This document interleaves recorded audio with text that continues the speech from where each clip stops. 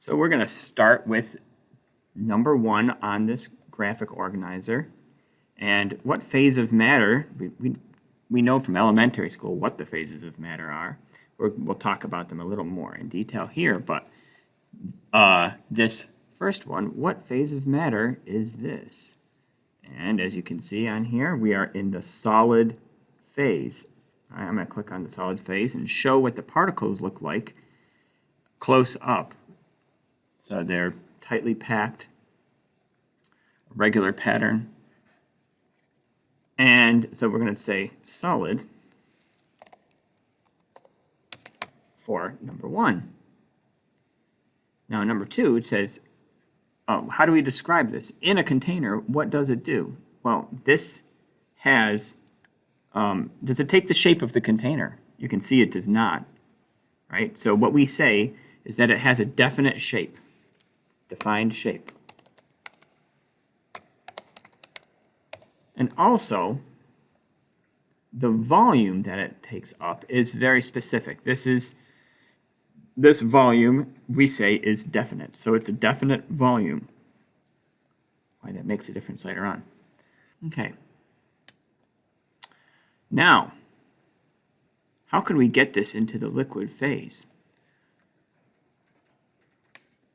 When it goes from the solid into the liquid phase, we say that it melts.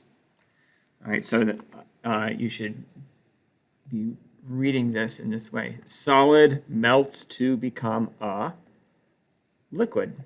If I go over here and I say liquid, you can see that it's melting.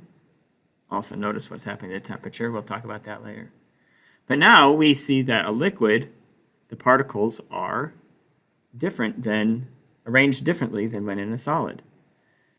They're kind of close to each other, but they can now move past each other. They're not as neat. It's more messy, right?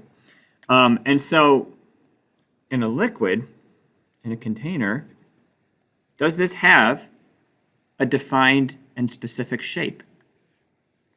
The answer to that question is no, it does not. So we say no definite shape. Right, so there's no definite shape with a liquid because it will take up the shape of whatever container it's put into, since the particles can move past each other easily. Now the volume, that is definite. It's going to notice that this has actually settled out from the solid. It's not as tall, and it went down and it took the shape of the container, but the volume remained the same. So this does have a defined volume. It does have a defined volume. Now we've got one more phase to talk about. A liquid does what to become a gas? I'm going to make this a gas.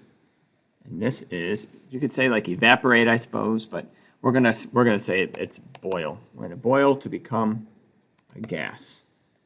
If I click on the gas, you see the temperature going up again. So in this particular case, now we're looking at the gas above this liquid, and the particles now are much larger between them. Gas becomes, oh wait, nope, that's not what I want. A gas in a container, it will take the shape, so it has no definite shape, but also the particles spread out so much that it really doesn't have a defined volume either. The volume is not defined, and it will spread out completely. Now this is a small audio clip I'm going to share with you about how gases don't have a definite volume. The president is not the only politician you might be thinking about today.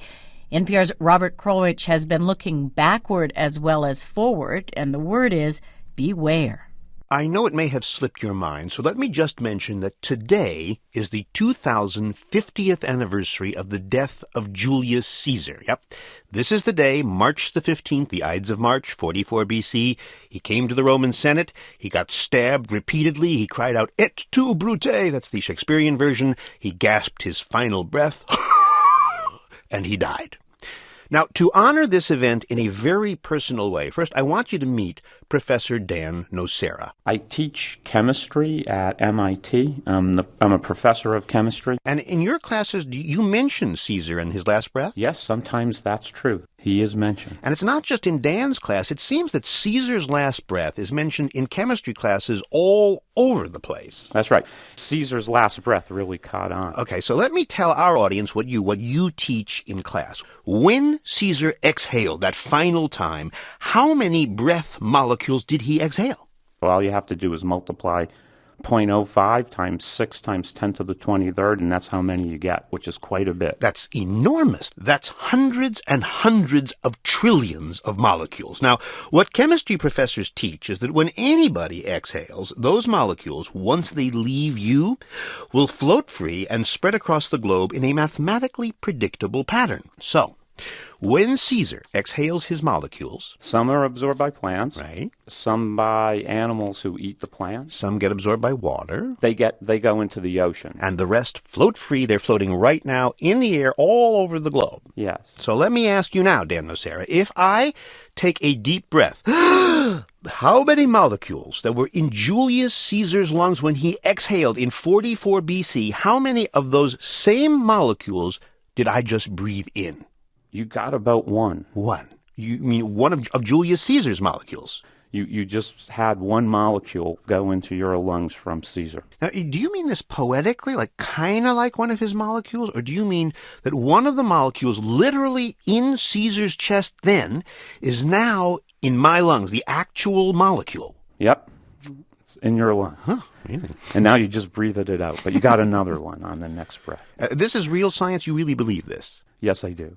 Which means, and this may not be the most hygienic thought in the world, that what Caesar and Cleopatra and Shakespeare and Lincoln, what they all breathed out, you breathe in. We have everybody. I know, but since this is Caesar's Day, today, if you want to, commemorate, you want to share a moment with the old Roman guy, just breathe in and share his molecule. Robert Krulwich, NPR News, in New York. So gas has no definite volume, and it will spread out completely across the planet when you breathe out. So a gas going to become a liquid, if it's in the liquid phase, like this, and then we're going to go to a solid, what do we call that? What is it doing? So if you have a liquid water and you want to make it a solid, you put it in a freezer, right? Or you put it outside these days. So it freezes. This happens at a certain temperature. For water, it's 0 degrees Celsius. It will melt to become a liquid, and it will also freeze to become a solid. So we actually call this, you could call this the freezing point or the melting point, but the most common way to call this is the melting point. And melting points are listed on table S of your reference tables, as well as some other information. So if we look at this, you can see hydrogen, it melts when it's 14 Kelvin.